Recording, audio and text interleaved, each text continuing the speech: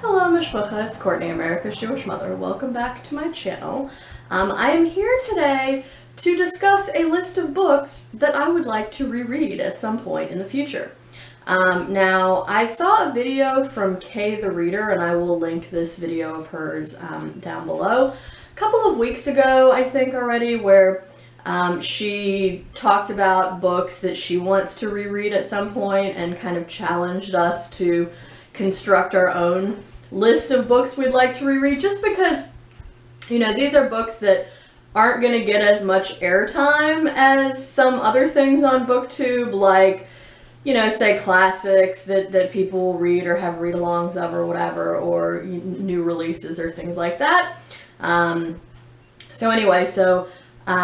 Like I said, I will link Kay's original video down below, and this is my own list of books that I would like to reread at some point in the future.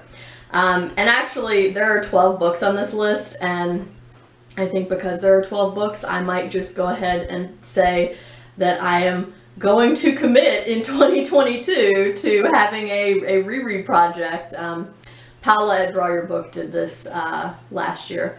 And I thought it was a great idea. Because, again, you put so many books on your TBR, either because you're doing them as buddy reads, or there's a readathon, or there's a new release, or it's books that you already own that you want to read, right? So we don't always make time to prioritize rereads, so I'm going to go ahead and commit right now to rereading these 12 books in 2022. So the first 3 of them are actually books that I have recently seen people on other channels read and dislike. And these are books that I remember liking or getting something out of, and so that actually makes me all the more curious to reread them. So the first one, I literally just saw Heidi at My Reading Life yesterday talk about Cyrano de Bergerac by Edmond Rostand. This one is translated by Brian Hooker from the original French. This is a play. It's fairly short. It's under 200 pages. This used to be my favorite book of all time ever.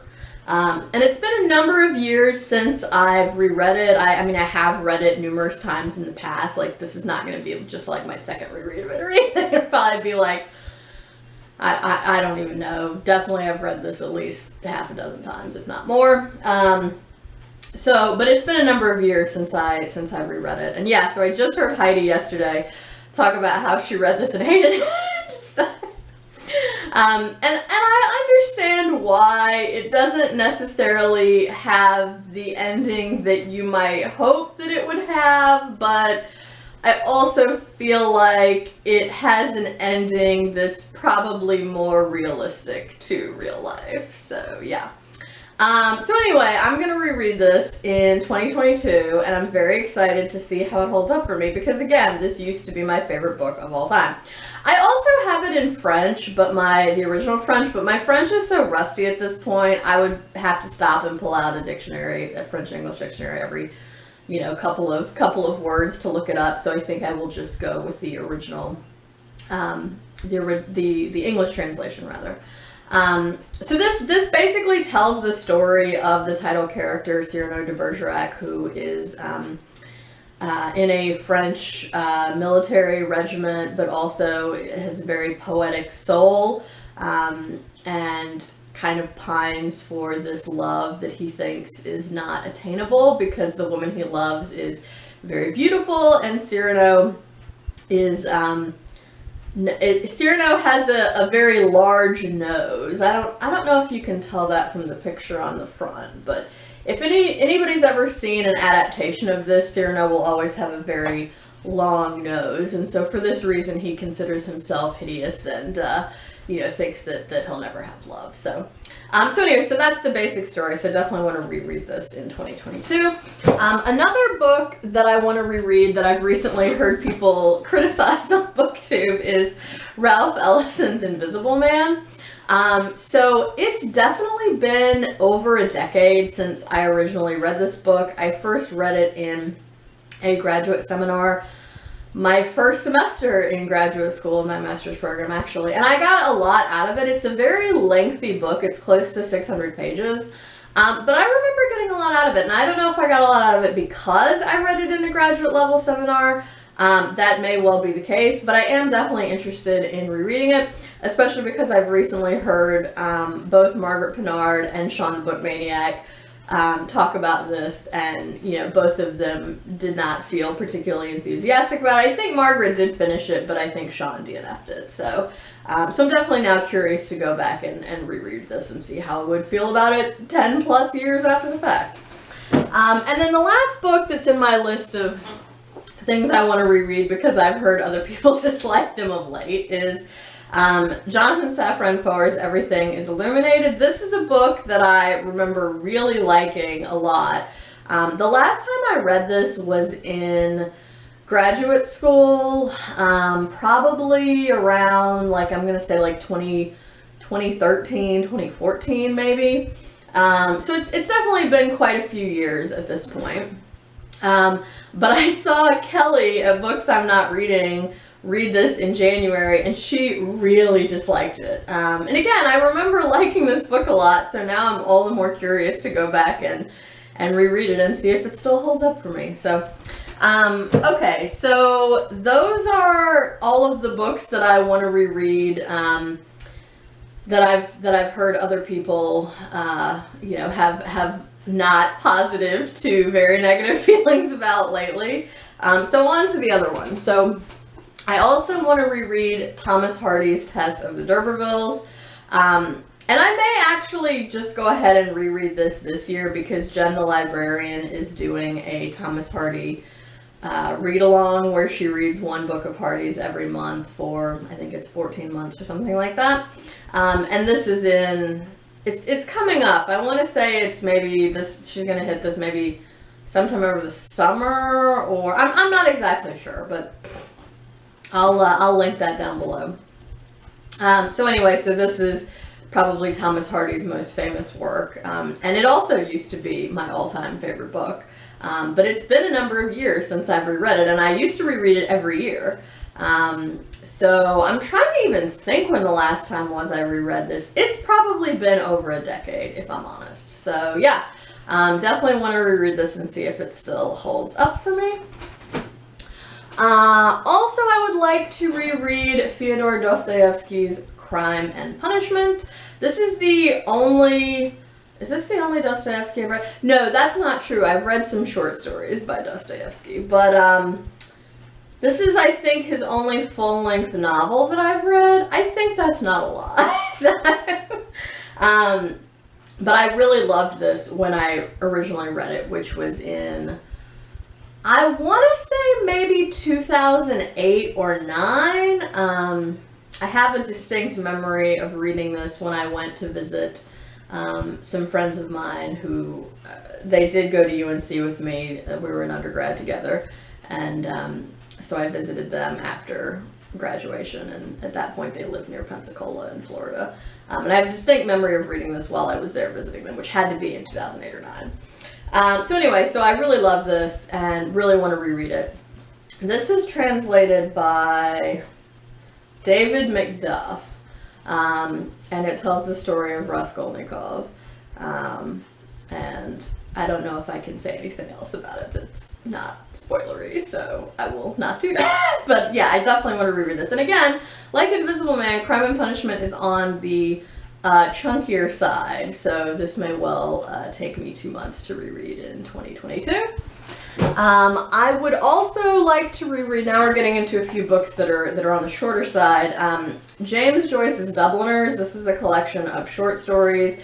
They're very beautiful and beautifully written, and in fact, the last story in this collection, The Dead, has one of the most beautiful lines I've ever heard in any piece of literature ever. And it is the very last line of the story, which I'm going to read to you. It's not spoilery, but... His soul swooned slowly as he heard the snow falling faintly through the universe, and faintly falling, like the descent of their last end upon all the living and the dead. And it's probably not quite as powerful as it would be if you'd actually read the story to get there, but it's just a beautiful line. And I remember really liking these stories a lot, so I'm definitely curious to reread them, and again, see if they hold up for me. I don't even remember when the last time was I read this book. Maybe when we went to Ireland. I took a trip with my parents to Ireland in, I'm thinking 2011 maybe, and I definitely took this book and read it on that trip, or reread it. So I'm thinking it's definitely been at least 10 years since I've read this book. Another collection of short stories, Cynthia Ozick's Dictation, a quartet. Now, if I owned Cynthia Ozick's collection, The Pagan Rabbi, I would be holding that up to reread it instead of this. But this is one of her more recent collections of fiction. This has 4 short stories, and I think it was published in 2008 or 9. Couldn't really tell from the copyright there. But yeah, I really like Cynthia Ozick's writing. I think she is criminally underrated. The Pagan Rabbi, which again is not in this collection, but The Pagan Rabbi is one of the weirdest stories I've ever read in my life. It deeply disturbed me to the point where every time I would see something in nature that I thought was pretty for like weeks afterward, I would sort of clutch my pearls a little bit. And I can't really explain why that's the case without spoiling something in the story, but if you read it, you will understand why. So go read The Pagan Rabbi. It's super weird, but also awesome. But yeah, so I really like Cynthia Ozick, and again, I think she is criminally underrated. So I would definitely like to reread this collection and see if I still feel the same way.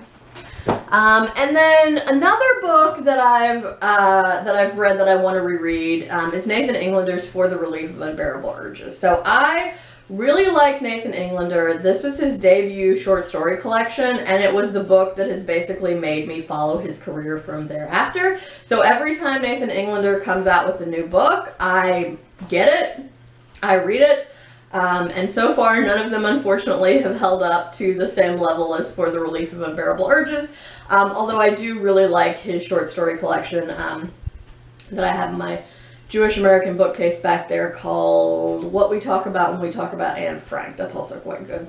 So I think he is just a stronger short story writer than he is a novelist. But yeah, this collection is really good. It's about Orthodox Jews, and Nathan Englander himself was raised as an Orthodox Jew, but is now sort of secular, but he still writes these characters with a lot of sympathy for and compassion for them. He's not writing them in a way that's condemning them, and I really appreciate the kind of three-dimensional portrait of these characters that he's able to capture in this collection. So definitely want to reread this at some point.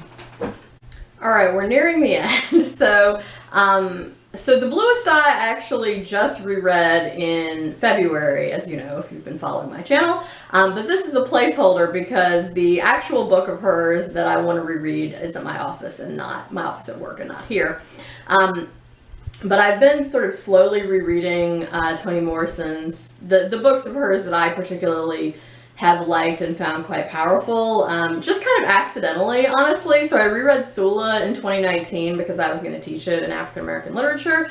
I reread Beloved last year, again, because I was going to teach it. And then I reread The Bluest I just recently because it was a challenge on the Reading Women Challenge prompts to reread a favorite. But I would like to also in 2022 reread Jazz by Toni Morrison, which it's been, I think, since I took a graduate seminar on Toni Morrison in 2011. I think it's been since I've read Jazz, so over a decade. So I'd really like to reread Jazz in 2022 and see if that holds up for me. Would also like to reread this poetry collection by Paul Muldoon called Horse Latitudes. And I actually saw Paul Muldoon give a reading from this collection at UNC Chapel Hill as an undergrad. And I bought this book and he signed it for me. So that was super exciting. Let's see.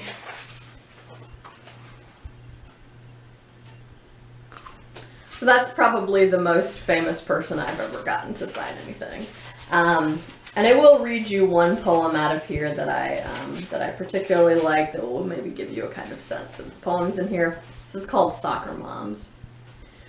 They remember Jean Chandler topping the charts with Duke of Earl when the boys were set on taking the milk bar's one banquet and winning their hearts, Mavis and Merle. As it seemed their hearts might be first to yield, hearts before minds. Time for stilettos, time for spivs with shivs. The time of day when light fails on the field while their daughters, themselves now tweeny girls, crowd round a coach for one last tete-a-tete. They remember Jean Chandler topping the charts with Duke of Earl, while the world still reeled from the anti-Castro Cubans going to sea in a sieve, as it seemed.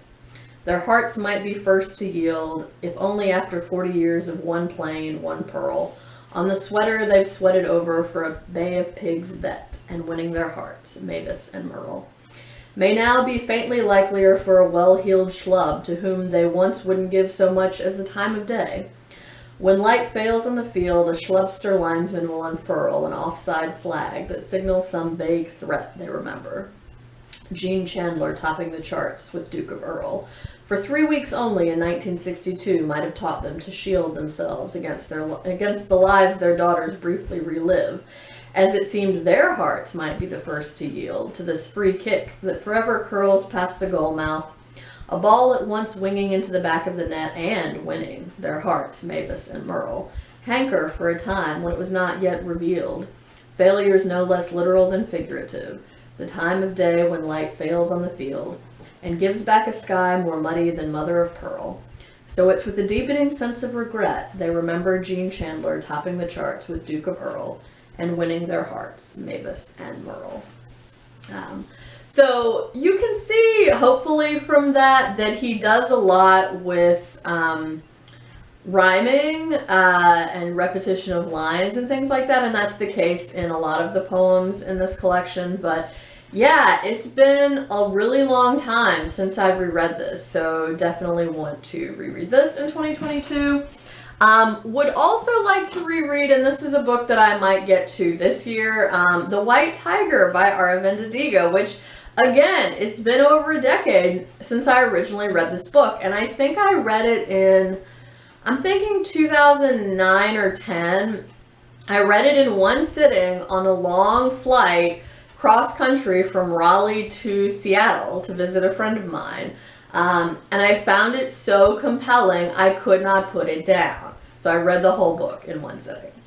So this tells the story of Ballroom, who lives in India and is, sort of like a charming, unreliable narrator.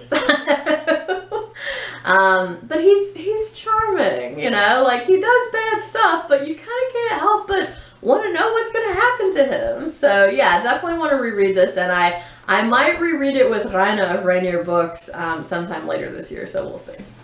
And then the last book, finally, that I want to reread is Louis Menand's The Metaphysical Club, The Story of Ideas in America. So this book talks about 4 major American pragmatist figures who are Charles Sanders Peirce, William James, Oliver Wendell Holmes Jr., and John Dewey. And the book is divided into 4 sections that talks about the lives of each of these men and kind of their contributions to pragmatism. And it's so well told. So even though this is also a thick book, if I don't include the notes and stuff, it's, let's see, for almost 400, over 440 pages. So, so it's not a short book. But I do remember it being extremely well told. And again, I've said it before on this channel, American pragmatism is my jam. So, so I definitely want to reread this, hopefully next year. And again, remember all the great things that he said about Oliver Wendell Holmes and John Dewey and William James and Charles Sanders Peirce. In fact, there's one anecdote that I distinctly remember from this book that had to do with Charles Sanders Peirce, involving a trial over a forgery of a will. And at that point, mathematical probabilities and things like that were still kind of thought of as magic tricks, essentially, or some kind of devilry. So the fact that Peirce was called as a witness and basically said that it would be, like so small of a chance that this signature would exactly match this signature in all of these various ways, and everybody was like, what witchery is this? So so that's one that kind of sticks out to me, but it's really good, and again, I look forward to rereading this at some point. So thank you to Kay for making this video about rereading and encouraging us to also look through and see what books of our own we want to reread. So thank you for watching this. If you have thoughts about any of these books, please let me know that down in the comments below. Let me know a book or two that you want to reread at some point. And yeah, so I hope everyone is staying healthy and well. I hope you're all doing good reading whatever you're reading. And until next time, would it kill you to call your mother?